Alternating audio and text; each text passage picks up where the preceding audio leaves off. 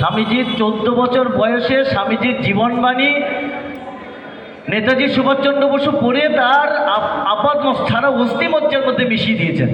এবং তিনি মাধ্যমিক পরীক্ষায় কীরকম ব্রিলিয়ান্ট রেজাল্ট করেছিলেন, এই 23শে জানুয়ারি পালন হতে চলেছে তার জন্মদিন, তোমরা জানো।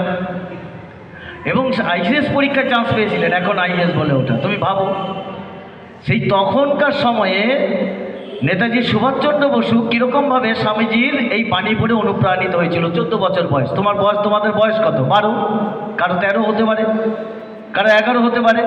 তো এই বয়সের মধ্যেই তো সেই অনুরণন তৈরি হয়েছে বলছে। এবং নেতাজি সুভাষচন্দ্র বলছেন, আমি অনেক জায়গায় বুঝিনি, কিন্তু যেইটুকুনি বুঝেছিলাম আমাকে তোলপাড় করে দিয়েছে। সন্ন্যাস হয়ে চলে গেছিলেন, আবার ফিরে এসছে। সন্ন্যাস হয়ে যাওয়ার পরে মাকে চিঠি লিখছে, কিরকম জানো? মায়ের একটা চিঠির কথা তোমাদের বলি, খুব মজা লাগবে। মাকে চিঠি লিখছে যে মা জানো, আমি দেশে ফিরবো, আমি বাড়ি ফিরবো, বাড়িতে চলে আসবেন। নেতাজি সুভাষচন্দ্র বলছেন যে বাড়িতে চলে আসবেন। সন্ন্যাস ধর্ম নিয়েছেন তিনি, কিন্তু সন্ন্যাসী হওয়া তার জীবনের লক্ষ্য নয়। তিনি লক্ষ্যকে উপলব্ধি করেছেন, লক্ষ্য নয়।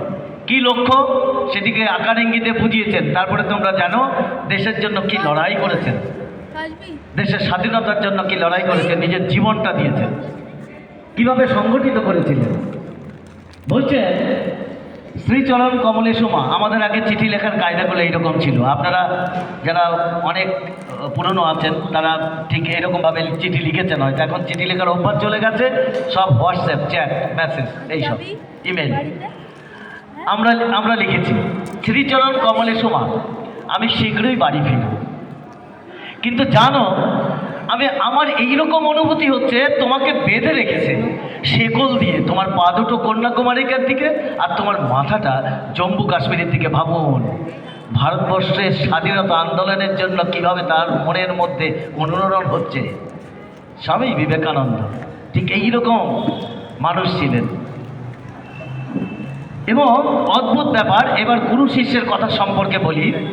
দেখুন আমাদের মনে হয় এই যে কেন স্যার বললেন যে ঠিকই তো আমরা পারছি না, কেন পারছি না, এটা আগেও স্বামীজি উপলব্ধি করেছেন। চেষ্টা চলবে, অনুশীলন চলবে, তার মধ্য দিয়ে উঠে আসবে। একসঙ্গে সব হবে না, ক্রমে হবে। এরকম কথাগুলো খুব আমরা শুনি তাদের কথাতে।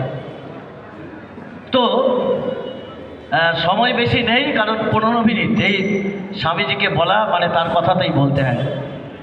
তো অলরেডি ডান। তো আমরা একটা কথা গীতাতে পড়েছি, যারা বড়দের জন্য বলি,